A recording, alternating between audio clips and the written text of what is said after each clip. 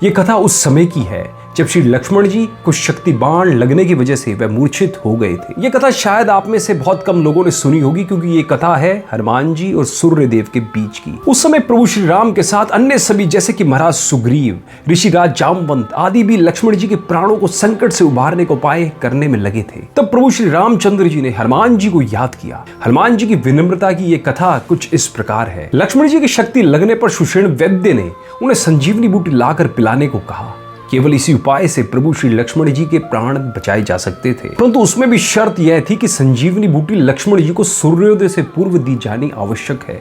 संजीवनी बूटी उस समय केवल द्रोणगिरी पर्वत पर मिलती थी। उस समय लंका के जिस स्थान पर युद्ध हो रहा था उसे द्रोणगिरी पर्वत अत्यंत दूर था, जहां तक पहुंचकर एक रात में वापस आना बहुत ही मुश्किल कार्य था। अतः प्रभु श्री राम ने इस दुष्कर कार्य को संपन्न करने के लिए बजरंग बली जी को चुना। प्रभु श्री राम जी से आज्ञा पाकर तथा प्रभु राम जी का आशीर्वाद लेकर पवन पुत्र हनुमान जी आकाश मार्ग से संजीवनी बूटी लाने चले गए। आकाश मार्ग से अपनी यात्रा प्रारंभ करने के पश्चात जब पवन पुत्र थोड़े आगे बढ़े तो उनकी मुलाकात सूर्यदेव से हुई।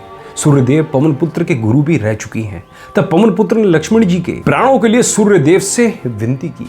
पवन पुत्र हनुमान जी ने सूर्यदेव से विनती करते हुए कहा कि हे सूर्यदेव, आज आपको आपके ही सूर्यवंश के एक वीर की रक्षा करनी है। आपके ही कुल में जन्मे सूर्यवंशी महाराज दशरथ के पुत्र एवं प्रभु श्री राम के अनुज श्री लक्ष्मण जी को शक्ति लगी है, जिसका उपचार संजीवनी बूटी द्वारा ही संभव है। मैं वह बूटी लेने द्रोणागिरी पर्वत जा रहा हूँ। यदि मेरे आने के पूर्व आपकी एक भी किरण धरती पर पड़ गई तो प्रभु श्री राम के अनुज लक्ष्मण जी के प्राण जा सकते हैं। अतः हे सूर्यदेव, कृपया मेरे आने से पूर्व पृथ्वी पर अपना प्रकाश ना फैलाएं और अपने वंश की रक्षा करें। और शेष मुझे तो आप जानते ही हैं प्रभु कि हनुमान कैसा है। बाल अवस्था से ही आप मेरी लीलाओं से भली भांति परिचित हैं। आप तो जानते ही हैं मुझे कितनी भूख लगती है और मैं कुछ भी खा सकता हूँ। जैसे मैंने एक बार आपको भूख से व्याकुल होने पर अपने मुंह में फल समझकर खा लिया था, तत्पश्चात देवताओं के कहने पर आपको स्वतंत्र किया था। यदि इस बार प्रभु श्री लक्ष्मण जी के प्राण बचाने के लिए भी मुझे ऐसा करना पड़ा